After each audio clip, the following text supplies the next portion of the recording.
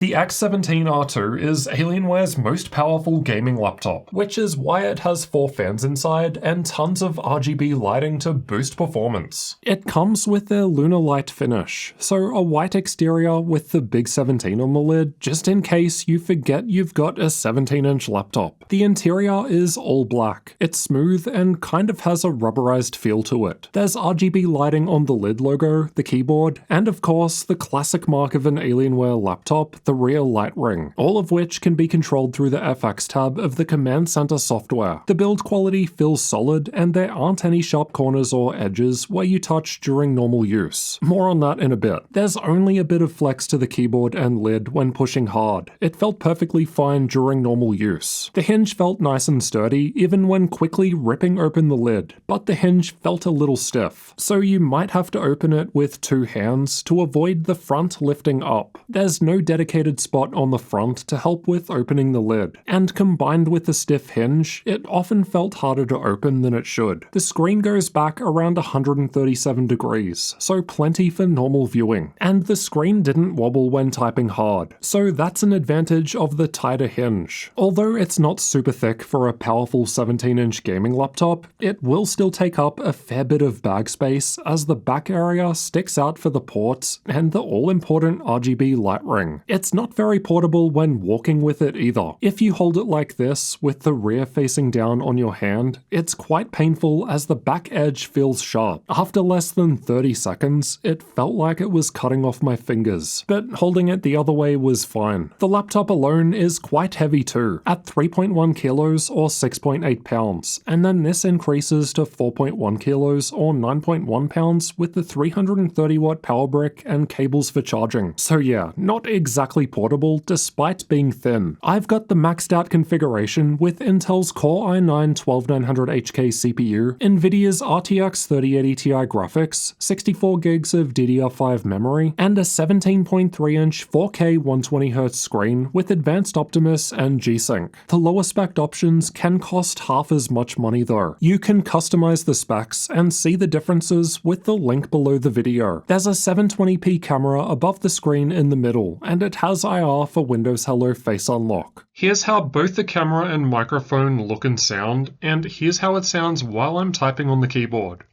It's worth noting that my model just has the standard keyboard. You can pay $50 more to upgrade to the Cherry MX mechanical keyboard. Both keyboards have per key RGB backlighting, but unfortunately the secondary functions don't get lit up. Brightness can be adjusted between 2 levels or turned off with the F7 shortcut key. My standard keyboard has 1.5mm of key travel and I liked typing on it, but the mechanical keyboard has 1.8mm instead. But it would of course sound louder than this one too.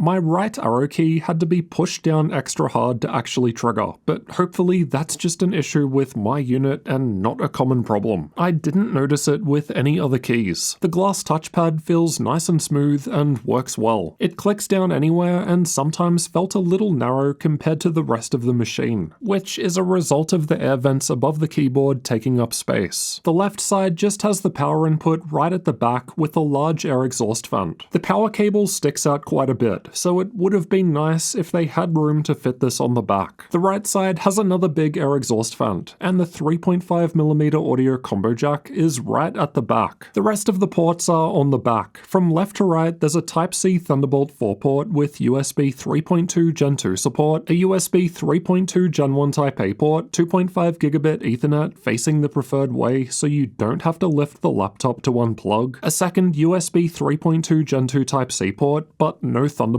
on this one, HDMI 2.1 output, a second USB 3.2 Gen 1 Type A port, micro SD card slot, and mini DisplayPort 1.4 output on the far right. It can actually be kind of hard to see what you're plugging in with the backlight blasting your eyes with RGB. It gets pretty bright. Both of those 2 Type-C ports can be used to charge the laptop. Now, with Optimus off, both of those Type-C ports, the HDMI port and mini DisplayPort, all connect directly to the Nvidia graphics. graphics. But with Optimus on, the Thunderbolt port does not offer any display output. The other 3 ports still connect directly to the NVIDIA graphics though. We also confirmed the HDMI port could run a 4K external screen at up to 120Hz 12-bit with G-Sync, so variable refresh rate. Getting inside requires unscrewing 8 Phillips head screws, but only the 2 down the back and 2 down the front in the middle come out of the panel. The screws are different sizes, so keep track of them. I still needed pry tools to open it, even though this design is meant to make it easier to open. I'll leave a link to the ones I use below the video. Inside we've got the battery down the front, 2 M.2 storage slots just above on the right side, and 2 memory slots to the left of that. Wi-Fi is soldered to the motherboard just above the battery and cannot be changed. A bit strange for a 17-inch laptop, but at least it's using the latest 6E and it performs quite good compared to other laptops. The installed 1TB NVMe M.2 PCIe Gen 4 SSD was performing quite well, and the second M.2 slot supports faster Gen 4 drives too, though it doesn't come with a heat shield for the second drive. I take off a full point from the upgrade score when Wi-Fi can't be removed and upgraded, which is why the score is lower compared to a number of other laptops. You would also need to do more work if you wanted to repaste too, because the CPU and GPU dies are on the other side of the motherboard. The memory is good stuff, dual rank X8, at least with the 64GB kit. This might be different with the 16 or 32GB options. I'm not sure as I don't have those. There are front-facing speakers on either side of the keyboard, as well as down the front towards the left and right corners. I thought they sounded above average, but not amazing. There's some bass and they're clear enough at high volume levels, but I noticed the speakers vibrated a little with a bass-heavy song. The Latencymon results weren't looking good. The x17 R2 is powered by a 6-cell 87Wh battery. However, it wasn't quite able to hit 5 hours in my usual YouTube video playback test. This generally seems to be the case with Intel-based laptops. As we can see, AMD Ryzen models are much higher up on the graph, including Alienware's own M15 R5. The Intel-based M15 R6 on the other hand wasn't too different compared to the x17 R2. Let's check out thermals next. There are heat pipes shared between the CPU and GPU, but as mentioned, on the other side of the motherboard. The x17 R2 is unique in that it has a quad fan solution, and this is why the air vents on the sides are so large. We can see that there are holes directly above all 4 fans as well to help with air intake. The 3070 Ti and 3080 Ti configurations use Alienware's Element 31 thermal interface material, a combination of gallium and silicone, while I assume the lower tier 3060 option uses a more standard thermal paste, but they don't specify. The Alienware Command Center software lets us change between these different performance profiles. From lowest to highest, we've got quiet, balanced, performance, and full speed modes. You also get the option to enable overclock 1 or overclock 2 profiles, and we can see what these actually do through the Fusion tab. Overclock 1 undervolts the CPU by 25mV, while overclock 2 does 50mV with a slightly higher voltage. Both profiles also apply overclocks to the GPU by these values too, but you can of course create your own custom profile as well. You can also hold the function key and press the F2 shortcut to enable high performance mode, which maxes out the fans, but it needs the Command Center software loaded in the background to work, so it doesn't work in Linux. The internal temperatures were on the warmer side when just sitting there idle, but this isn't really a problem in practice unless the laptop feels hot. We'll look at that soon. The rest of the results are from combined CPU and GPU stress tests, which aim to represent a worst-case full-load scenario. Thermal throttling wasn't being hit according to hardware info, and given most Alienware laptops I've tested tend to easily hit 100 degrees Celsius, this wasn't what I was expecting to see. Who knew that 4 fans were better than 2? I only tested the overclock modes with the highest full-speed profile, but didn't find this to change much, while the cooling pad I test with, linked below the video, was able to lower temperatures by about 9 degrees Celsius. These are the clock speeds being hit during the same tests. The speeds with full speed mode aren't much different with or without the overclocks applied, and the cooling pad doesn't improve performance because thermals weren't a limit in this workload. But as we just saw, it does instead help by lowering temperatures further. Power limits were what was stopping the temperatures from going higher. Full speed mode was limiting the CPU to a 45W TDP, while the GPU was able to run around 165 watts. The 3080 Ti can run up to 175 watts in this laptop with dynamic boost if the CPU isn't loaded up though. So even with the CPU under load, the GPU power doesn't change too much from this maximum. Honestly, considering the 4K screen my x17 R2 has, this is probably for the best. But as we'll see soon in the game benchmarks, it's not ideal for 1080p gaming, and it is sold with 3 1080p panel options. Here's how an actual game performs with the different performance modes in use at 1440p. Full speed mode was giving the best result with the overclock enabled, so this is what we've used for the upcoming game testing. The lowest quiet mode was still performing quite well though, and we'll have a listen to the fan noise difference in a moment. Although the CPU was limited to 45 watts with the GPU active, like in a game for example, it was able to run much higher in a CPU-only workload like Cinebench, around 105 watts while instantly thermal throttling at 100 degrees Celsius in full speed mode.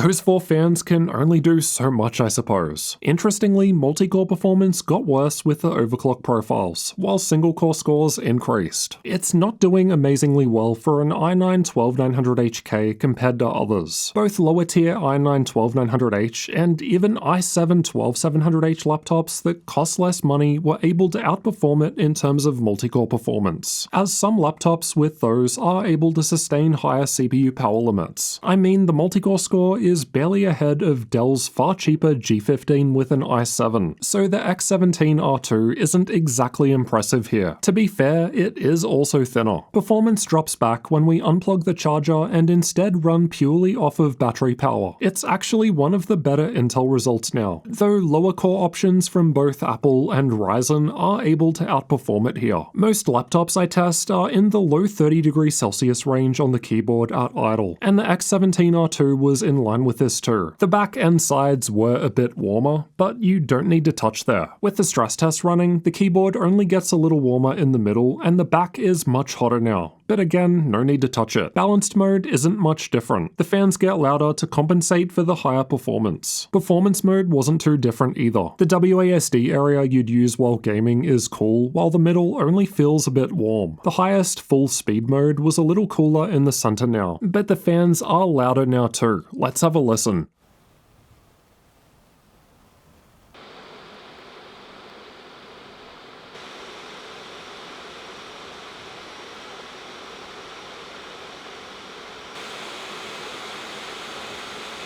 It was mostly quiet when sitting there idle, but the fans would kick in with some very light use. It then gets louder in the higher performance modes, as you'd expect. And although I've only tested with the default fan settings for the built-in profiles, you do get a bit of customization over all 4 fans through software. Now, that said, I have been sitting here for about 10 or 15 minutes now recording, and the fans have been audible to me the whole time with the laptop sitting here completely idle. It is now on battery though, so I suppose that varies. Just before we get into the game benchmarks, let's check out the screen, given that's what you're going to be staring at when playing games. As you can probably tell by the name, the x17 has a 17.3-inch screen with either 3 1080p options, 1440p 165Hz, or 4K 120Hz, which is what mine has. For some reason right now in the US, the 1440p option isn't available on Dell's website, so I'm not sure if it's just out of stock or not sold there. You can check the link below the video for updates. All panel options get you Advanced Optimus with G-Sync though. Advanced Optimus is controlled through the NVIDIA control panel like normal, but if you want to instead use the mux switch, then you can only access this through the BIOS. The 4K 120Hz 10-bit screen has good color gamut, but relatively low contrast compared to other laptop screens. We measured it at 479 nits maxed out, so brighter compared to many other laptops, and it wouldn't surprise me if most of the 1080p alternatives were dimmer than this. Dell advertises this screen as well as 3 of their others with a 3 millisecond response time. However, I measured the 4K 120Hz panel with an average greater gray response time of 5.6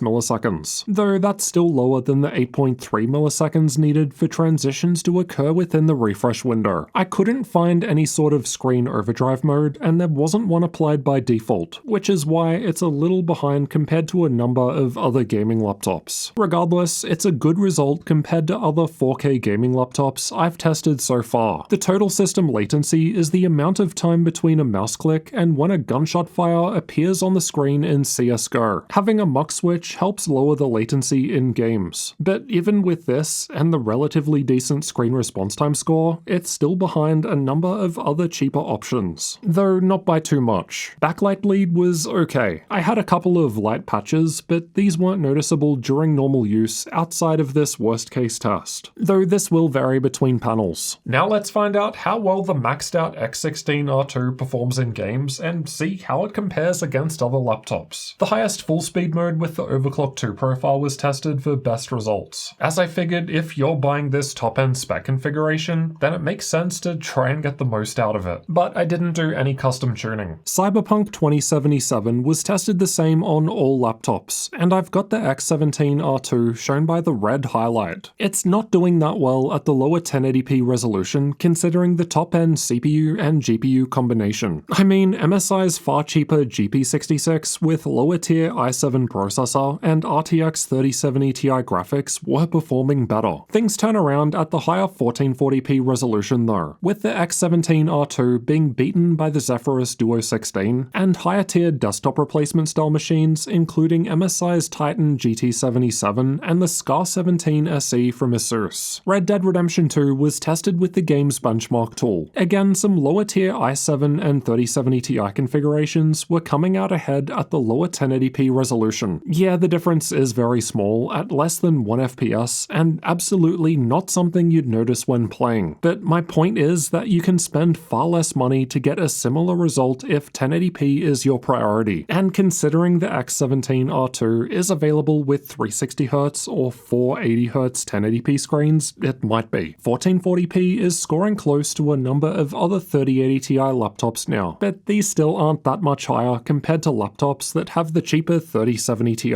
Control is a GPU heavy game, so the result at the lower 1080p resolution is able to beat all of the lower 3070 Ti models now. Like the other games though, it's not all that different compared to other similarly spec'd machines. It's one of the better results at the higher 1440p resolution. The 3080 Ti really only seems worthwhile at higher resolutions like this, where you start becoming more GPU bound. The CPU usually matters more for lower resolutions like 1080p, and as we saw earlier in the Cinebench results, the 12900HK isn't exactly impressive compared to other laptops when in the x17 R2, likely just a limit to have the thinner chassis. Here are the 3D Mark results for those that find them useful. Now for some content creator tests. Adobe Premiere was tested with the Puget Systems benchmark tool, and the score is looking better here compared to what we saw in most of the game tests, with the x17 R2 performing closely to other high-spec laptops as you'd expect. Adobe Photoshop likes single-threaded performance, and although the multi-threaded performance wasn't amazing in Cinebench, the single-core score was still decent due to the i9 chip, which is why, again, the x17 R2 is doing quite well here compared to others. GPU power matters more in DaVinci Resolve, though there are both lower wattage 3080 Ti and lower tier 3070 Ti laptops scoring within the margin of error range. Nevertheless, this is a great result. We're still building up the Blender data, but it's one of the lower results out of the higher powered 3080 Ti laptops. Though of course, it's ahead of smaller 3080 Ti laptops that have lower power limits. We've also tested SpecViewPerf, which tests out various professional 3D workloads. The BIOS is ancient looking compared to Dell's own cheaper G15 gaming laptop, which looks far more modern. Regardless, there are still quite a few options that you can change through here compared to many other laptops out there. Linux support was tested with an Ubuntu 22.04 live CD. By default, the keyboard, touchpad, speakers, camera, and Ethernet worked, but Wi-Fi wasn't recognized, which seems to be the case with many laptops. It probably needs additional drivers. The micro SD card gets detected, and the keyboard shortcuts for volume adjustment, screen brightness, and keyboard brightness all work fine. Let's discuss pricing and availability next. This will change over time, so refer to the link below the video for current sales, as Dell in particular are known to run sales all the time. At the time of recording, in the US, the Alienware x17 R2 gaming laptop starts at $2,050 for the lowest spec configuration with Intel Core i7 processor and NVIDIA RTX 3060 graphics. And just for brief comparison, then it's pretty easy to get a 3070 Ti laptop from another brand for less than this. The exact configuration I've tested here with i9 3080 Ti, 64 gigs of RAM, 1TB SSD, and 4K 120Hz screen is double the price. So a similar sort of price to Razer's Blade 17 with similar specs, which is also meant to be a thinner designed laptop. But is it worth paying for? Honestly, for most people, probably not. The 3060 is still very capable, especially if you're considering one with a 1080p screen option. Remember, the x17 R2 has 3 1080p screen choices. And given 1080p gaming generally depends more on CPU performance than GPU performance, you could absolutely save money and not get the 3080 Ti. If esports games are the goal, then it could be worth spending more money to get the i9 processor instead of the i7, instead of wasting that money on a 3080 Ti.